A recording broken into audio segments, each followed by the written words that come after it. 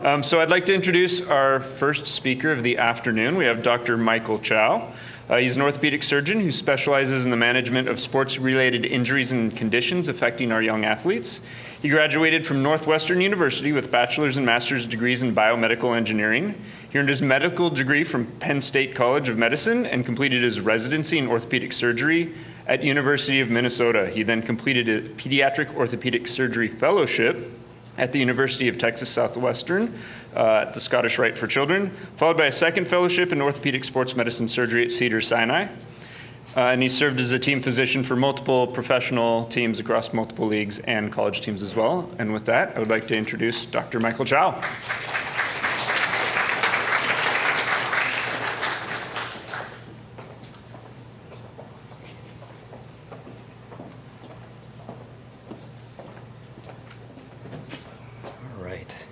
Good afternoon, everyone. Thanks, Tom, for that introduction. I will be talking to you guys about femoral acetabular impingement, or FAI, an area of clinical interest for me, so I'm happy to be here. No disclosures, other than that I'm a surgeon, I enjoy operating, and I get paid to operate. But with that said, I still believe in pursuing the most conservative treatment for my patients that meets their goals and also provides them the best long-term outcomes. So for the next 30 minutes, we will try to understand the etiology and pathoanatomy of FAI, know how to diagnose and manage the condition, and practically be able to apply the knowledge of FAI in the healthcare setting. So to start from basics, the hip is a ball and socket joint. It is the femoral head, which is spherical, surrounded by an about 170-degree arc of the acetabulum, and then the labrum, which creates a suction seal. When we run, when we jump, and just simply walk, the hip is biomechanically most advantaged when the acetabulum acts as a horizontal platform to distribute axial forces. So the definition of FAI, it is a condition that causes hip pain and dysfunction due to a structural mismatch between the bony anatomy of the femoral head and neck junction and the acetabular rim, and this can lead to damage of the soft tissue, including the labrum and articular cartilage. The concept of FAI was first described in 1975 by Dr. Stolberg. He made the observation that people who get early arthritis of the hip oftentimes have what's so-called the pistol grip deformity, as shown here, and that this deformity can potentially be a cause of childhood conditions such as DDH, Skiffy, and Perthes disease. It wasn't until the 21st century, Dr. Reinhold Gans popularized femoral acetabular impingement when he described it as a condition that commonly presents in young adults. It presents as a slow onset of groin pain. And he described it as abnormal osseous contact between the proximal femur and the acetabulum that occurs at particularly terminal ranges of motion of the hip. And this can lead to shear injury of the acetabular labrum and adjacent articular cartilage. And he hypothesized that FAI is a precursor of early DJD of the hip, particularly in the osteoarthritis that we don't know what the cause is, idiopathic. There are different types of FAI, the most common of which is called the CAM type deformity, where there is an increased offset between the femoral head and neck. The second type is called the pincer, where there's overcoverage of the acetabulum over the femoral head. And then there is the mixed type. The Swiss group in Bern described that there are different morphologies of the hip that can lead to different injury patterns. So for instance, a CAM lesion usually leads to damage of the anterior superior acetabular cartilage by separating the labrum and the cartilage. On the other hand, the pincer deformity oftentimes cause a circumferential strip of cartilage and labrum injury caused by being crushed between the acetabular rim and the femoral head and neck. This is an animated schematic by Dr. Lunig showing that in cam impingement, it is essentially an outside-in shear injury where the femoral head and neck abut against the acetabular rim, causing separation of the labrum and the adjacent articular cartilage. Over time, this can cause arthritis and lead to deterioration of the cartilage at the weight-bearing surface. The other type of FAI is pincer. And as this schematic tries to demonstrate, it's also an outside-in mechanism where the acetabular labrum and cartilage are being crushed between the overcoverage of the acetabulum and the femoral head and neck. This can also cause like a counter-coup injury at the back side of the femoral head as well. So what causes FAI? Well, it can be idiopathic, meaning we don't know what causes it. There may be a genetic component that occurs in families. It can also be a sequelae of trauma. For instance, a femoral head neck fracture, malunion can lead to a deformity at the head neck junction. Pediatric conditions, paresthesia skiffy, as we mentioned. In our athletes, although most of the time it's idiopathic, there are correlative studies that have shown that adaptive changes of the athlete's sport can also lead to developmental changes causing these anatomic variations that we see. And how do we explain this? Well, hip development, we know, occurs at the cartilage growth centers. These are the physes or growth plates and apophyses. And we know that the growth plate in the joint is the most malleable or the weakest structure and conforms to the stresses that are placed upon it. So in normal hip development, the relationship between the femoral head and the acetabulum is very important. It creates a congruent joint. As you know, in developmental dysplasia of the hip, if there is non-contact caused by subluxation or dislocation, there can be deformity of the femoral head or shallow formation of the socket. So in essence, we can look at hip development as jello, where jello conforms to the shape that the container that you put it in. So development of the acetabulum occurs in the spectrum. It can be underdeveloped shallow sockets, or it can be a deeper socket, as we see in retroversion, profunda, or protrusio. On the other side of the hip, the proximal femur can also have abnormalities in development. So cam-type deformities, we're going to talk more about that. But other conditions that can cause proximal femoral deformities would be skiffy. And then we'll also see variations in angulation and the size of the femoral head as well. This is another study by the Swiss group that compared high-level basketball players against non-athletes. And they found that in athletes, there was a higher prevalence of these cam lesions and also leading to deficiencies in range of motion. And they had a higher anterior hip impingement. In other sports like football, this is a NFL combine study that looked at 125 scouting recruits, and they found that 90% of this population had X-ray evidence of femoral acetabular impingement, and of that subgroup, about a third of them had anterior hip pain. And the ones that have hip pain are most related to the CAM and mixed type FAI deformities.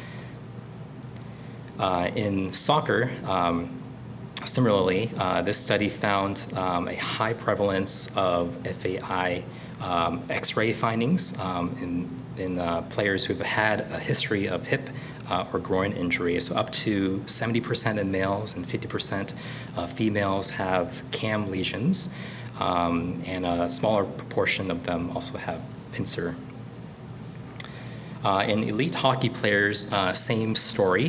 This was a study that looked at 130 hockey players. The prevalence of CAM lesions were up to 70%, and bilateral involvement was found to be up to 60%.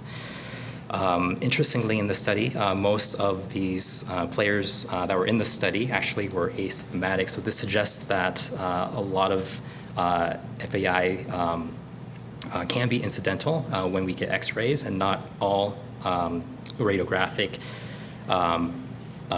FAI positive parameters lead to patients having symptoms.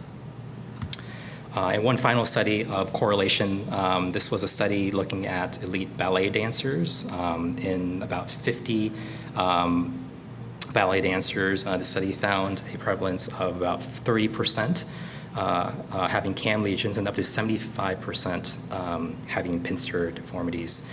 Kind of neat, this study got X-rays of these ballet dancers doing the splits. And in the upper right-hand image there, you can see that there is what's called a vacuum sign. So that's breaking of the suction seal of the hip. On the other hand, if the dancer had impingement, you can see abutment of the femoral head and neck with the acetabulum. So philosophically, what do we do with this information? Do we tell our kids not to play sports? Well, as we talked about before, there are lots of benefits with sports. There's social benefits, leadership, friendships. So I would say that we should still allow our kids to play sports, even though there are correlative studies showing that the higher intensity sport, earlier participation, single sport, could lead to these adaptive changes. So here are some demographic studies of FAI. These are large multi-centered studies showing about a 50-50 prevalence between boys and girls. Most FAI lesions are cam lesions or combined, and they mostly occur on the anterior superior aspect of the hip. This study, or these three studies, looked at the general population, volunteers who were asymptomatic. They found that up to about 37% had cam lesions, at least on radiograph, and 67% had pincer. And MRI studies showed that about 70% of them had labral tears, but again, these are asymptomatic patients. On the other hand, patients who are symptomatic, prevalence of FAI findings were up to 60%. The overall incidence of FAI is about 50 in 100,000. And in these studies, there was a higher propensity of females having FAI compared to males. So how do we diagnose the condition? So we know that not all people with radiographic findings of FAI are actually symptomatic. So the diagnosis of FAI requires a triad of positive symptoms, positive clinical signs, and positive imaging findings, and we'll go into a little bit more detail coming up. So before making the diagnosis of FAI, we also have to exclude things that are not. So differential with FAI include dysplasia, impingement that are outside the hip joint, such as impingement with the AIIS or ischiofemoral impingement and trochanteric pelvic impingement. We also want to rule out conditions, pain coming from the spine, the SI joint, athletic pubalgia, bursitis, and snapping hip. There's also a condition that can have a talk on its own called microinstability of the hip. Another way to look at how to diagnose hip pain is to look at the hip in layers.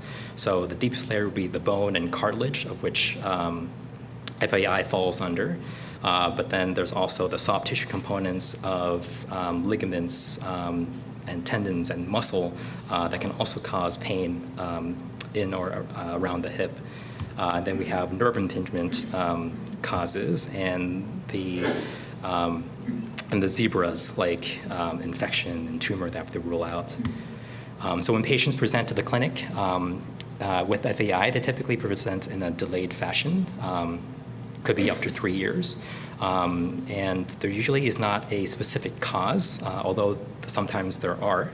And most commonly, we ask the patients where the pain is. They'll give this classic C sign around their hip. and will tell you that the pain is worse when the hip is flexed for extended periods of time. In terms of physical exam, the most common finding is pain over the groin, as opposed to pain over the side or the back of the hip. Up to also 80% of patients will have a positive anterior hip impingement test. This is the Fadir test, flexion, adduction, internal rotation. And many patients will also come with limited range of motion, particularly flexion and internal rotation. Radiographs. I think the common views that we look at are the AP pelvis, the lateral 45-degree done, and the false profile done. And these essentially give us orthogonal views of both the proximal femur and the acetabulum. There are also a lot of different projections that you can get, but in terms of diagnosis, I think the three on the top are sufficient. I won't get into the weeds of the radiographic parameters, but quantitatively, how we diagnose FAI radiographically is with the alpha angle. The alpha angle can be measured on either the AP or the lateral, and if the alpha angle is greater than 55 degrees, that's radiographically diagnostic of FAI. You can also calculate the head-neck offset. And for the other side of the hip, the acetabular side, when there is pincer deformity, the lateral center edge angle and or the anterior center edge angle would be greater than 40 degrees. Qualitatively, we also see signs of FAI. So we look at the front of the acetabulum and the back of the acetabulum. We call these the anterior wall and the posterior wall. When there is a crossover called the crossover sign, this is when the anterior wall is in front of the posterior wall. That's abnormal. There can be either a focal cephalad retroversion or the entire acetabulum is retroverted.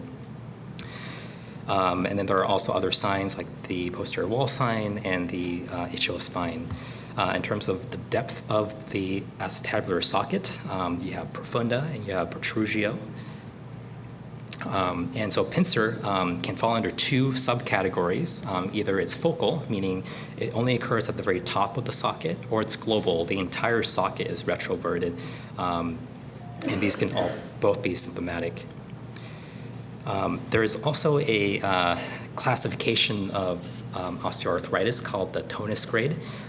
This is what we use to determine the severity of of hip degeneration. So we'll just draw your attention to the third section there, grade 2. You see subchondral bony changes. So the question that sometimes comes up in clinic is like, why do patients have FAI but don't have any symptoms? And then all of a sudden, whether it's an injury or over time, like in their teenage years or in their young adult life, they start developing symptoms. Well, the cartilage protects the bone.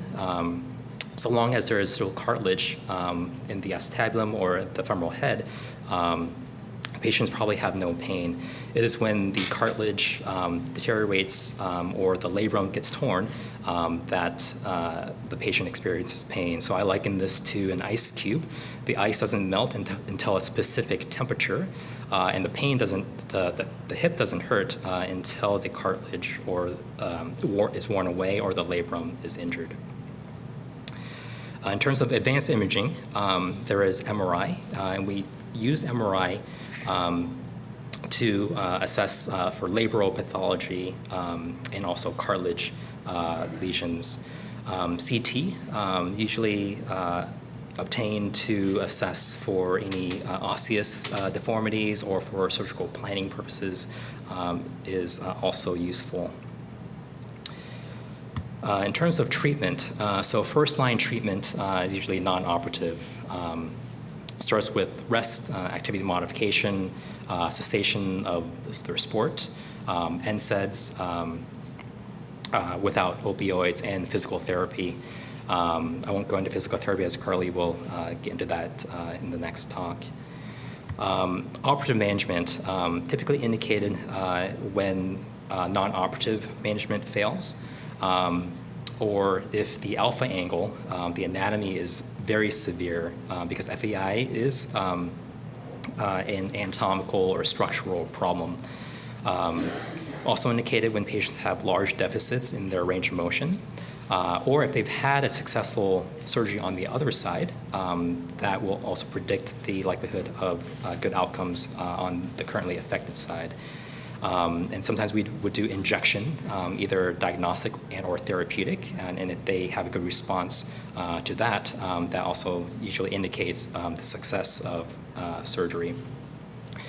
There are contraindications when not to do surgery, particularly arthroscopic surgery, and that is when the patients come in with FAI but also significant arthritis. If they have failed a previous arthroscopy, or if they have significant deformity about their hip, whether it's significant skiffy deformity or version of the proximal femur. And then you have body habitus, sometimes can inhibit access, and for what it's worth, there are some studies showing that the odds ratio of needing a revision arthroscopy or conversion to a total hip replacement is higher for patients with higher BMI. So when it comes to surgery, you can either have open hip surgery traditionally, or conventionally hip arthroscopy. So for pincer impingement, what we would do is an acetabuloplasty, taking down some of the rim and addressing the labrum if it's torn.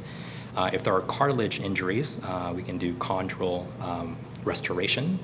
And for cam lesions, it's typically resection of the cam. So what does this look like? Well, these are images from Dr. No showing that on the left, the cam impingement occurs when the femoral head neck abuts against the acetabulum. And then after cam resection, you can see that there is a smoother range of motion of the hip without abutment and without a vacuum sign. So the suction seal of the hip doesn't get broken if it is a spherical hip congruent with a hemispherical acetabulum. So what are the outcomes of hip arthroscopy? Well, overall, they have been shown to be quite good. Up to like 95% of patients have reduced pain, improved function over the short term. Over 3/4 of athletes are able to return to sport by a year after their surgery. And the survivorship 10 years later is also quite good at 75%. There are things that predict poorer outcomes, and things we have talked about before are the arthritic changes, patients who are older in age, patients who have longer duration of their symptoms, and also more severity of their symptoms. In the pediatric and adolescent population, the outcomes are also quite good as well. So patient-reported outcomes significantly improve at a minimum of 10 years. Return to sport is up to about 85%, around 2 years. And even in patients with combined femoral acetabular impingement with hip dysplasia, also show a good return to sport rate at 75%. So what do we still need to know about femoral acetabular impingement? Well, can we actually alter the natural history of arthritis that's associated with FAI?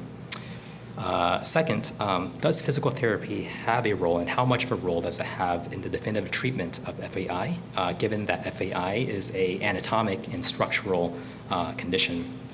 And finally, if patients are indicated for surgery, what are the optimal parameters for correcting cam and pincer deformities? Well, in regards to FAI being correlated with osteoarthritis, going back to Dr. Gans, who hypothesized that FAI is a precursor of idiopathic osteoarthritis. There are long-term natural history studies of FAI showing positive correlation between CAM lesions and osteoarthritis. However, the link between pincer deformity and osteoarthritis is not as well known, and some even believe that the pincer deformity is protective of FAI because of the increased surface area to distribute the contact forces. We know that there is no role for prophylactic surgery in asymptomatic FAI, and these come from studies that show that even in the general population, a lot of people have radiographic positive parameters for FAI, but no symptoms. And then we still do not know for certain that if we correct a CAM lesion, that it will significantly alter the natural history of FAI leading to osteoarthritis. When we look at patients from like a reverse perspective, seeing the people who actually need a total hip replacement, we've kind of found that there also is correlation between people who have had FAI and in later life needing total hip replacement. So this study by Dr. Clohessy looked at a good number of patients who needed a total hip replacement at a young age, younger than the age of 50. Found that about 36% of this population needed a hip replacement, but did not have a clear reason as to why. When they looked at the X-ray findings in this idiopathic group, they found that 63% of them had CAM lesion, and 29% of them had a mixed lesion, and 6 had pincer on radiographs. So although not a proof that FAI leads to osteoarthritis, it is again an associative or correlative study that would be suggestive of. What role does PT have in FAI? There have been systematic reviews and randomized controlled trials looking at this, and overall, the literature still supports the initial treatment of FAI with physical therapy. And in this bottom study here, this group showed that people who underwent supervised physical therapy with active hip and core strengthening was more effective in treating people's symptoms compared to when they are given their home exercise programs to do themselves. Here is just a list of randomized controlled trials comparing physical therapy versus hip arthroscopy for treating femoral acetabular impingement. Overall, both groups improved, but with more severity of the FAI deformity, the more the studies favored hip arthroscopy, again supporting the fact that FAI is a structural and anatomical problem, and that even stabilizing the hip with muscular strengthening, stretching, etc., doesn't quite remedy that. When we do take patients to the operating room, how do we know how much of the femoral head-neck junction to resect and or pincer to correct? I think that we typically try to aim for a spherical femoral head and to avoid over-resection. There have been biomechanical studies showing that over-resection, if we resect more than about 30% of the femoral head-neck junction, this can significantly increase the risk of femoral head-neck fracture. So this is kind of like the Goldilocks syndrome. Don't do too much, don't do too little, just be exact. So it is an art to correct FAI lesions, both on the femoral side and on the acetabular side. So just gonna end my time with a few cases of patients of mine. This is a 19-year-old male who presented with left hip pain. For him, he had a history of a skiffy deformity resulting in a CAM deformity, as you can see there.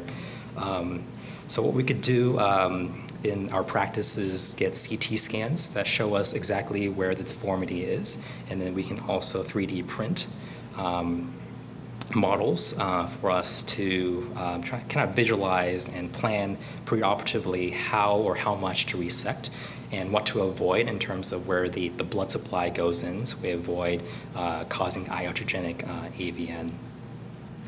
So this patient underwent arthroscopy for resection of the cam deformity and resulted in resolution of his pain as of today still. The second patient is a 19-year-old water polo player. He had bilateral cam-type FAI deformities and also bilateral labral tears. So when there is a labral tear as well, we repair that. And these are the arthroscopic images, pre and post-op images showing that the alpha angle has been corrected, and the patient was then able to return to his sport at about a year out. And finally, this is a 16-year-old female who hyperextended her right hip and had pain for over a year, had physical therapy, which improved initially, but then represented because of persistent pain. If we look closely, she has what we discussed previously, cephalad retroversion, meaning the top part of the acetabulum is retroverted. So this is essentially a pincer type FAI. If we look at her other side, interestingly, she also has the cephalad retroversion, but she only has pain on the right side because she had a hyperextension injury. So a learning point from this patient is that even though she has risk factors for having pain in both sides, she only has pain on the side that she injured. If she injures her left hip with another hyperextension injury, I would suspect that she would also have pain on that side. MRI shows that she had a labral injury and also a cartilage injury on the femoral head side. So this patient was taken for arthroscopy, where we saw there was delamination of the cartilage from the acetabulum. So her labrum was repaired. After we took down about 2 or 3 millimeters of the rim where the cephalad retroversion was seen on the preoperative images. And thus far, she's doing okay. So in summary, femoral acetabular impingement is a painful condition caused by a structural mismatch between the femoral head and neck and the acetabulum. It's associated, we think, with activities that place a lot of stress on the growing hip, or it can also be secondary to developmental conditions like SCFE, as in that case. FAI is a clinical diagnosis because we know that the general population, a lot of people have radiographic FAI findings but no symptoms. So it's actually a triad of symptoms, clinical signs, and imaging findings that together help us diagnose FAI. We think, and with all these correlative and associative studies, that FAI predisposes to early hip osteoarthritis. We still do physical therapy as the first-line treatment to strengthen the hip, strengthen the core, and to keep the hip supple, which can effectively dynamically stable the hip joint, and for some patients can actually resolve their pain. And then hip arthroscopy in the right patient population has been shown to be effective in treating femoral acetabular impingement symptoms, although it is still, the jury is still out as to whether surgery can affect the natural history of FAI if we believe that it leads to osteoarthritis. So with that, thank you for your attention, and I can entertain any questions that you have.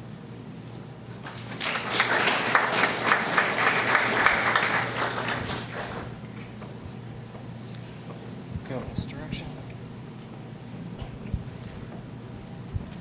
A question for you. If somebody has a really severe cam deformity, say like from a SCFE that's been fixated in situ, do you have any thoughts on prophylactic hip arthroscopy to reduce that cam deformity, or do you wait until they actually have symptoms, if it's a real severe cam deformity? Mm-hmm.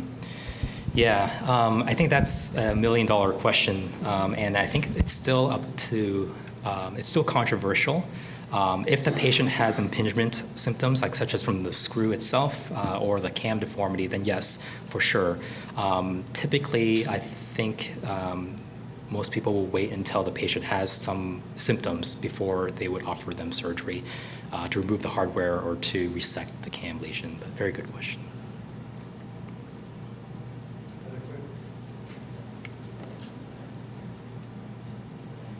Quick question. So you're using the 3D printed like hips beforehand? Like how common is that? How like labor intensive is that? Sounds really cool. I just haven't seen it before. I typically use the 3D printed models for severe deformities, like for the severe skiffy deformities. It's not too laborious. Probably takes a couple weeks for our department to get it printed. I find it really helpful just to visualize in 3 dimensions before going into surgery, because once you get into the hip with arthroscopy, it's very claustrophobic and dark, and sometimes the capsule falls on to the hip. So having the model, even bringing it into the operating room with the circulating team showing us the model is very helpful intraoperatively.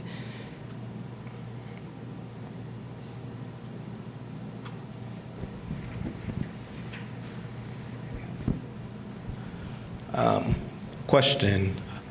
From your experience, since it is a structural issue for the patients that you non-opt, were they able to ultimately continue their sport or whatever activities that was provoking the pain, or did they have to stop all activity completely have no more hip pain because of the impingement? Right. Usually it depends on their sport. So if they do a very flexible sport like gymnastics or dance, sometimes it's harder for them to overcome the anatomic deformity. But for sports like soccer, that they don't always have to put their hips in the extreme flexion internal rotation, they can do well with physical therapy. And often I would have them do at least 6 to 12 weeks of physical therapy, and I've had patients do well with that and have not needed a surgery. So. Thank you. Thank you. Well, any questions there for Dr. Chow? If you have any questions, I encourage you to find him. He's available always for you guys. But thank you very much. Thanks.